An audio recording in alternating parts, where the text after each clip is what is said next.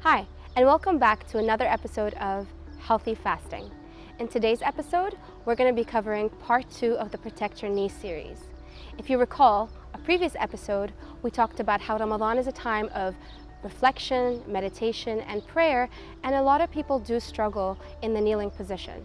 So I took this opportunity to kind of go over ways of protecting our knees. So last episode, we talked about activating and strengthening the muscles, protecting the knees.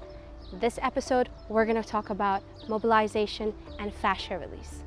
So, as you all know, the body comprises of your skeletal system and your muscular system, but there's also the fascial system.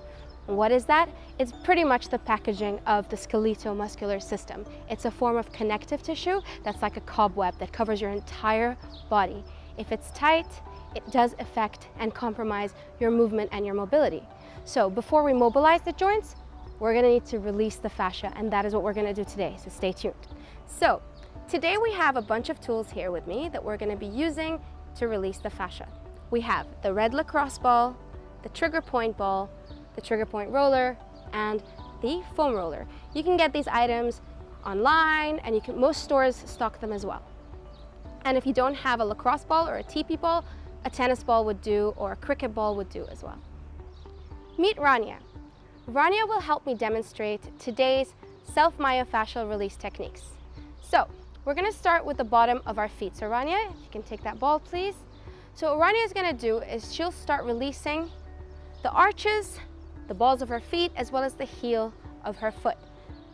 With this exercise, if you don't have good balance, you can hold onto something or someone as you apply pressure onto the ball.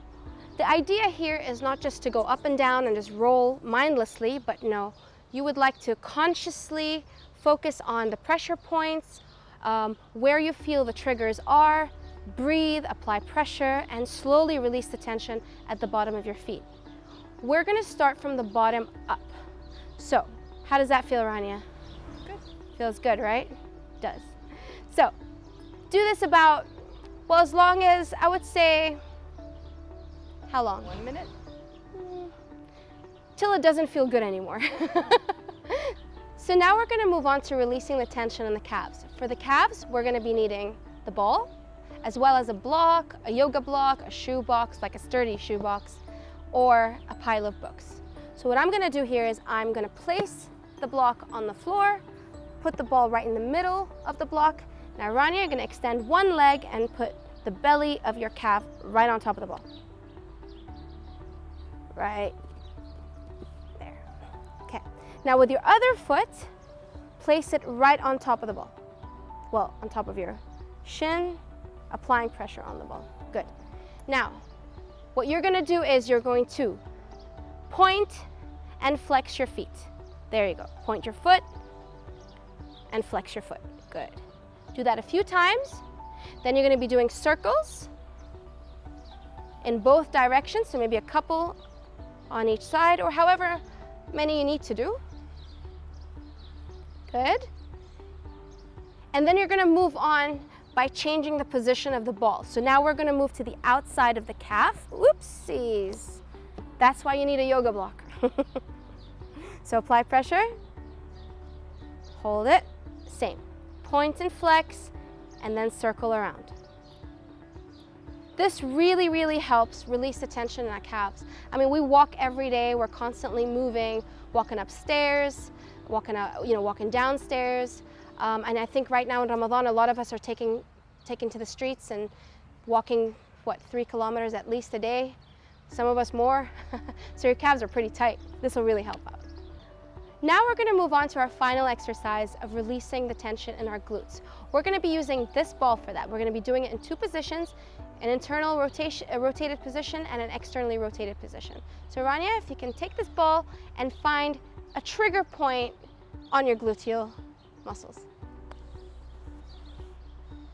Find the trigger point. Found it? Yeah. That was pretty quick.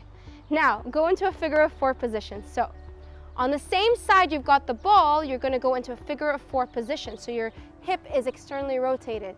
Now, what I want you to do is find the trigger point, which you already have, and I would like you to do some circles, clockwise and anti-clockwise, in that exact spot. So you find the tension, and then you try to do clockwise and anti-clockwise circles and applying pressure, and then you stop, take an inhalation and exhalation, and go deeper and deeper into the trigger point. So find the trigger point again, stop, inhale, exhale, and try to really sink onto that point, and just breathe until you feel it release, and then find another trigger point in that position, right? So that's the first position. Now we're gonna move on to an internally rotated position. So both feet down. Now, Rania has the ball on her right side, so she's gonna move her right knee towards her left, internally rotating at the hip there. And now find the spot. From her face, I think she found it. So take a deep breath first, inhale, exhale. Good, now do the circles. Keep the knee where it is, just do the circles in the hip. Yep. So she's going clockwise and anti-clockwise on that trigger point. Good. And then she's gonna stop, maintaining that internal rotation. She's gonna inhale, she's gonna exhale and sink deeper onto the ball till she feels the trigger point release, the tension releases, and then she's gonna find another trigger point in that position. So once you feel comfortable and relaxed, and well, you'll never feel relaxed in this position, it's quite uncomfortable, but it'll feel amazing once you get off the ball. You'll have a lot more range of motion in the hips when you release your gluteals, and especially the earlier exercise we release the hips as well. So, and the quads and the calves, everything. That just creates a lot better range of motion.